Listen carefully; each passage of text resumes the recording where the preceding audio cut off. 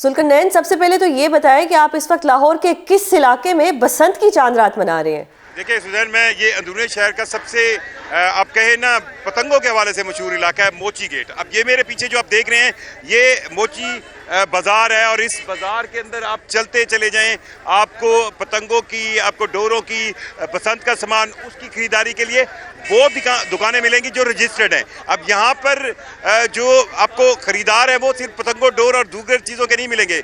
यहाँ पर आपको एक पूरा बिजनेस मिलेगा और बाज़ार के जब आप मोची गेट से बाहर निकलते हैं अंदरून से, मेरी राइट साइड पे आपको वो लोग पतंगे और वो डोर सामान बेचते हुए नजर आएंगे जो रजिस्टर्ड नहीं है। ये वो गढ़ है अंदरूनी शहर लाहौर का जहां पर पतंगबाजी का सारा सामान जो है वो मैसर है। और ये चांद रात है, अब से कुछ ही देर बाद या आप कह लें कि जो एक बाज़ाब्ता बसंत है उसके बाद शुरू हो जाएगी और ख़रीदारी जो है पूरे अरूज पर है। हाँ, ये ज़रूर कहा जा रहा है कि पतंगों के रेट जो है वो बहुत ज़्यादा हैं, डोर महंगी है। यहाँ पर हज़ारों अफराद, अच्छा सिर्फ लाहौर से नहीं, हमें गुजरांवाला से कहाँ से लोग जो कई घंटों से फिर रहे हैं इस तलाश में उनको कोई सस्ती पतंग मिल जाए, इस तलाश में कोई सस्ती डोर मिल जाए। ख़रीदारी यहाँ पर पूरे जोशो खरोश से, और ये खरीदारी लगता है कि बसंत के दिनों में भी जारी रहेगी क्योंकि लोगों की डिमांड पूरी नहीं हो पा रही। सही, आपने पतंगों और डोरों की बात की, वो तो सवाल मैं आपसे करूंगी कि इस वक्त जो चीज़ें हैं वो कम पड़ गई हैं, लेकिन मैंने खुद कोशिश की है कि कहीं कोई किसी होटल में रूम मिल जाए, कोई जगह मिल जाए, अब वो भी नहीं मिल रही। हर चीज़ इतनी जैम पैक्ड हो चुकी है। साथ ही मुझे ये भी बताएं कि इस वक्त ये भी सुनने में आ रहा है कि डोरें भी कम पड़ गई हैं, पतंगे भी कम पड़ गई हैं और दूसरे शहरों से ये चीज़ें मंगवाई जा रही हैं। बिल्कुल आपने सही कहा कि होटलों में जगह नहीं मिल रही सुजैन। अगर आप इस बसंत का जो आप कहें ना इक्तिसादी साइकिल है, ये पहिया है, उससे रिलेटेड जितनी भी इंडस्ट्री है, मतलब ये सिर्फ पतंग और डोर का मामला नहीं है, वो तो बाकी शहरों से मंगवाई जा रही है।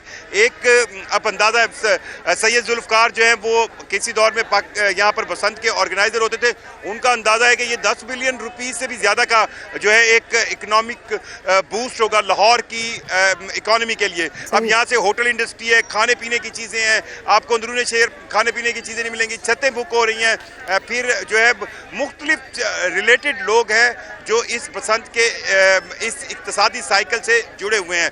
हाँ, ये जो पतंगों और डोर की कीमतों की बात है, इसके लिए पंजाब हुकूमत ने एक एफर्ट की थी कि हम दूसरे शहरों से, मुल्तान से, फैसलाबाद से, शेखुपुरा से, कसूर से, वहाँ से पतंगे और चीज़ें मंगवाएंगे, लेकिन उसका कोई मैकेनिज़्म मौजूद नहीं था। और अभी भी कीमतें इसलिए बढ़ी क्योंकि बहुत यूँ लगता था कि बसंत कब होगी, हो सकेगी, नहीं हो सकेगी। ज़्यादा जो है इसका हाइप जो है वो 1 फरवरी से जो है वो ज़्यादा हाइप इसकी क्रिएट हुई कि अब इस पतंगे और डोर बिकेंगी। फिर एक सिस्टम भी है क्योंकि इसको महफूज अंदाज में बनाना है, उसका एक लीगल सिस्टम जो है उसकी वजह से भी सिलेक्टिव लोग हैं जो डोर बनाकर, पतंग बनाकर बेच सकते हैं। इस लिहाज से आप कह सकते हैं कि इनकी कीमतें ज़्यादा हैं। हाँ, दूसरे शहरों से पतंगे और डोर मंगवाई गई, लेकिन डिमांड अभी भी पूरी नहीं हो रही। अच्छा, क्योंकि पहले तो ये होता था कि वीकेंड्स पे मनाई जाती थी बसंत, अब क्योंकि 3 दिन का त्यौहार है तो ये तो 3 दिन के लिए एक बूस्ट मिला है हमारी इकोनॉमी को।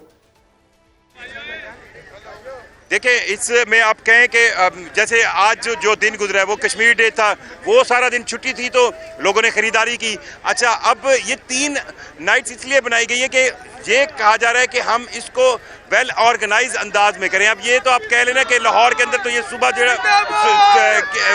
पूरा, अब ये देखें ना, पाकिस्तान जिंदाबाद के नारे लग रहे हैं, एक्साइटमेंट है, फेस्टिविटी है, मतलब लोगों को यूँ लगता है। अब ये क्योंकि ये देखें मरियम नवाज को भी लोग जो है वो लाहौरी जो है, क्योंकि लाहौरियों को ये लगता था कि ये उनका अपना इवेंट था, बसंत उनकी पहचान थी पूरी दुनिया में, लाहौर का नाम जो है वो बसंत से जोड़ा जाता था और वो वापस आया है।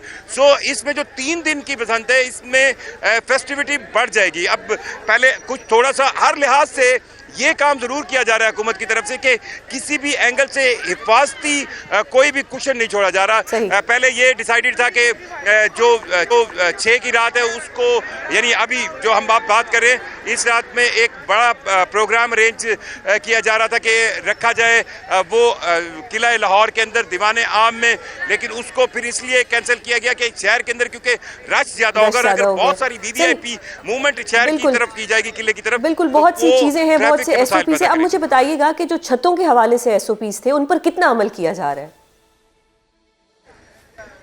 देखिए, अभी तक तो मैं कहूंगा कि एसओपीज के हवाले से हुकूमत ने बड़ी सख्ती की है। आप अंदाजा लगाएं कि लाहौर के अंदर मौजूद 70 लाख रजिस्टर्ड मोटरसाइकिल हैं और मैं अभी आपसे बात कर रहा हूं, मुझे शायद ही कोई मोटरसाइकिल ऐसा नजर आया हो जिसके ऊपर रॉड न लगाओ, सेफ्टी रॉड न लगाओ।